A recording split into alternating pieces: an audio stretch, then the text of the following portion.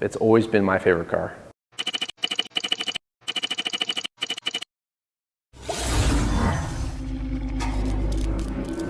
My name is Nick Ribich. I have a couple of things I do for a living. My part-time gig is I work with Scotty and Rich at Rep by SB. That's my fun job. My full-time gig, if you've seen the plate, you guys will understand, but full-time gig is I'm a policeman. The car behind me is my 93 Supra, 93.5 if you will. Best of my knowledge, they called it 93.5 because it didn't get delivered in time for the 93 season. So as the season went on, it was like halfway through, and that's when the car started showing up. I've had it about 15 years. I actually had another Supra before this. It was a hard top, non-turbo car. Had a bunch of miles on it, paint was kind of shot. We got a hold of that first, had that for a couple years. Both Supras were summertime. I think we found them both in the Auto Trader magazines. Flipping through and you're like, oh man, here's a Supra, you know? So we went out and picked it up, and the first one, they let us take it home. We got a loan, paid for this car. Days go by, the dealership called me back and said, no, it didn't go through, you gotta bring it back to us. Because they were trying to get it back, because somebody offered them a lot more money than we paid for it at the time, the non-turbo one. My dad at the time, who signed for it, I mean I was a teenager, so he signed for it. And we went to a different bank, got our own loan, showed up with a check, and that was it. They weren't too happy about it, but you know, it's not my problem. I just remember walking up and seeing this car, knowing it was a turbo car. You get that feeling, you know. I was 21, I think, at the time, finding it, and it's nostalgic, you know. You've seen it, of course, you've seen it in movies, and you see it in person, you go drive it, you hear the turbo, and it was just like, it was done, you know. I couldn't wait to take it home. It's always been my favorite car. Of course, anybody that has cars like this, you want to have the turbo car, the manual car. Unfortunately, this one's not manual yet, but it's at least turbo. It was a Targa top. And we found it, I believe it was 2006 or 2007. It's about, like I said, 15 years.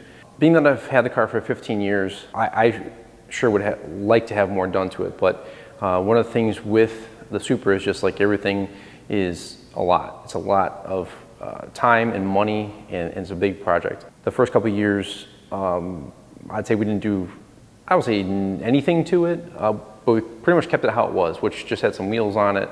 In the past couple of years, we've done the most to it. It's been wrapped twice at this point in time. I've changed a lot of the body parts. It has a C-Bond carbon hood, C-Bond carbon hatch, MVP carbon wing.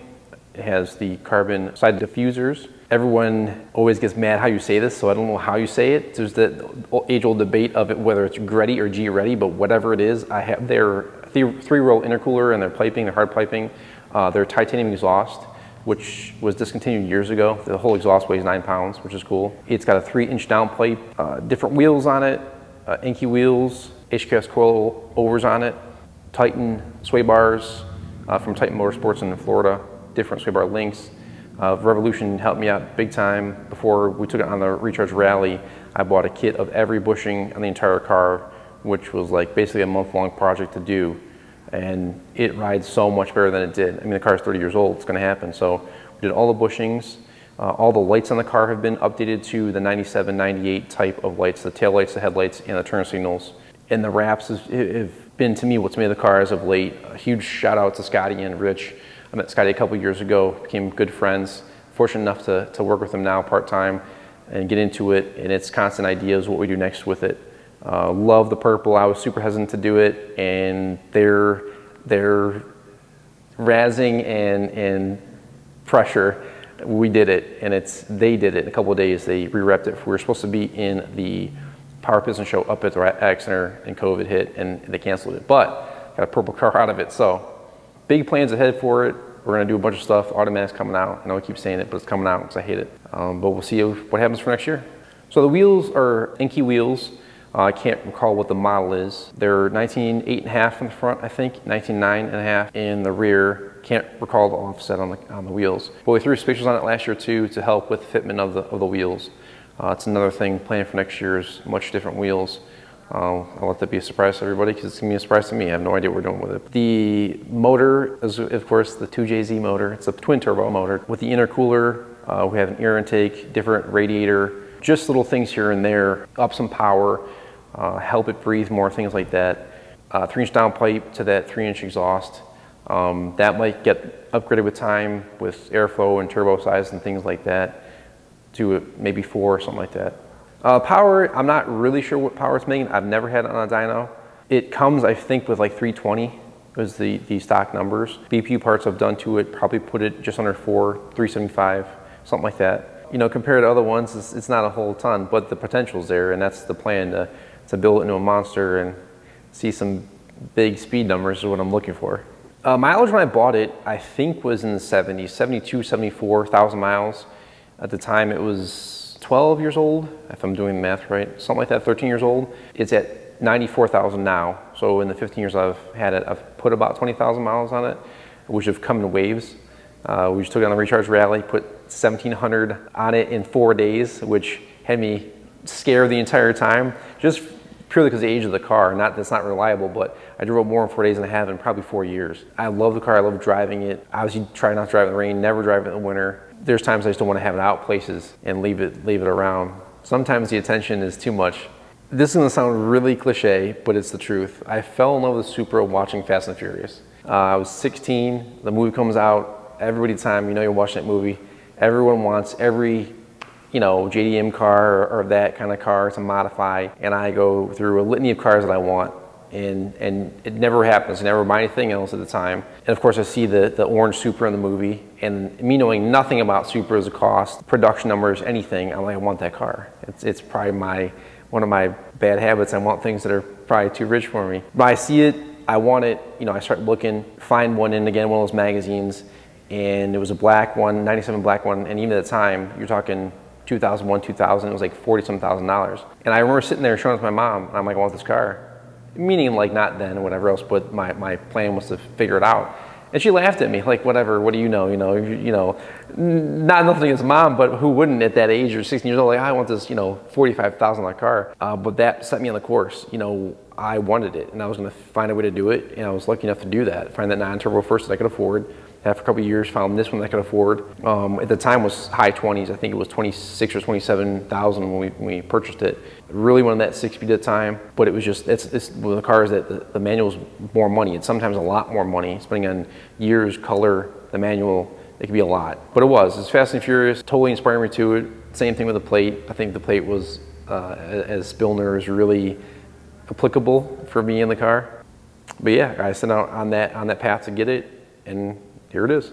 So the most memorable experience in this car is probably a couple of them. Driving it the first time, I remember it being at the dealership, taking up on the street, kind of being scared to death. I was 21, I'm driving this car, you know, that you hardly ever even see. Even though I had one at home, this non-turbo, driving this one, I was like, this is it, you know, feeling that, just a little bit more power, the turbo or whatever. So just driving this one for the first time. I remember vividly the first time I did miles an hour in it, which may or may not have happened a couple times since then. So even for a fairly stock car with an automatic, you know, gets up and moves. That's what provides memories. The thing loves the highway. It loves to just go fast. Those are probably the big ones. And I know sometimes it does get too much attention, but the attention it does get, especially if you can make somebody's day with it. Some people have never seen them.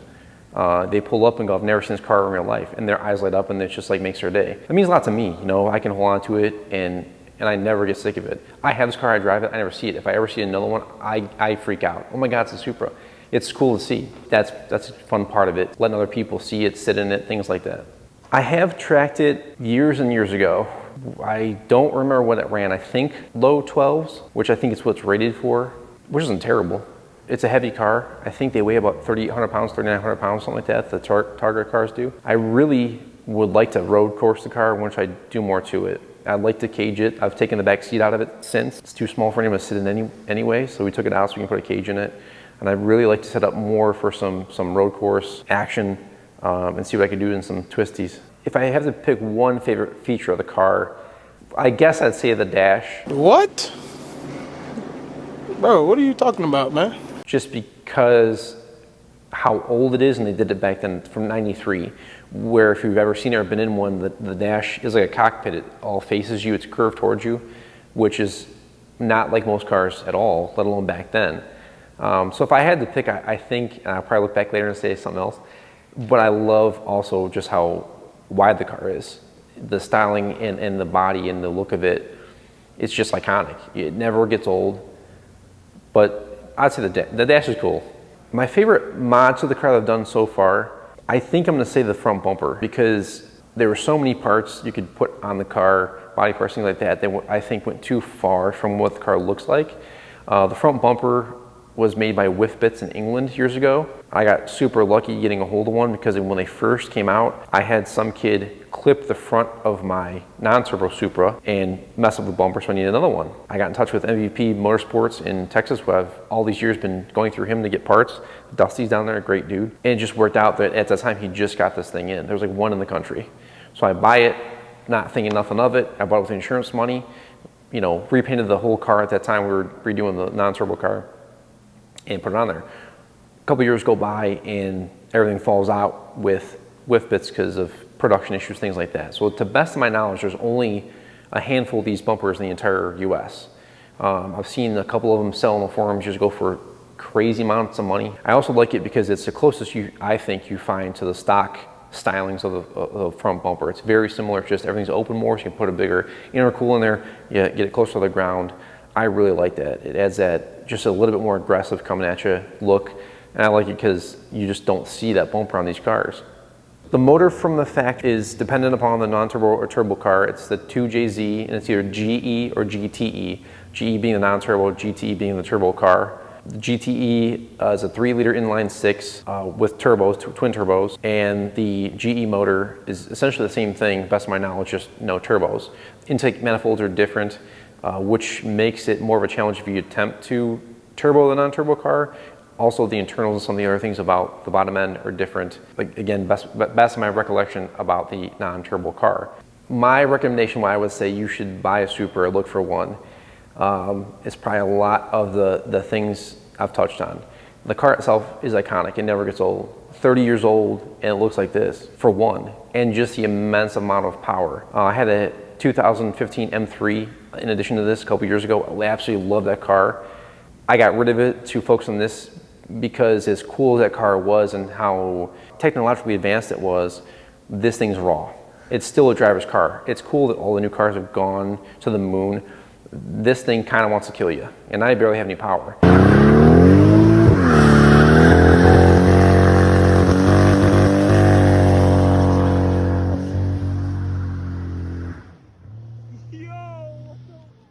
But you just feel it. You feel everything about it. I can't wait to put a 6-speed in it, make more power, and compete with it, see if it wants to kill me or what we're gonna do. And the value. If you can get a hold of one now for the crazy amount of money they're asking for them, I don't see them ever coming back down in price. I don't see the reason for them to. Being so rare, getting further away from it, getting further away from good examples of them, you know, whether they're wrecked, highly modified, or whatever has happened to them. It's an investment.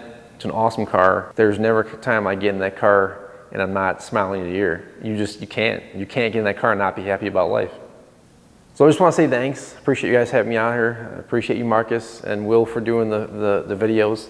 Definitely, again, gotta say thanks to my boys at Rap by SB, Scotty and Rich, and everybody anymore in the car community, how much has come back and how much fun we've had. It's been so much fun to see what's going on. Everyone hanging out, doing things like this behind the build. I thank you for inviting me to do this. When I promise you next year, maybe we'll have things to shoot another one. Let's go! Yeah, killed it! Good? Killed it! Fuck yeah. I did! Thanks. Crushed it, bro.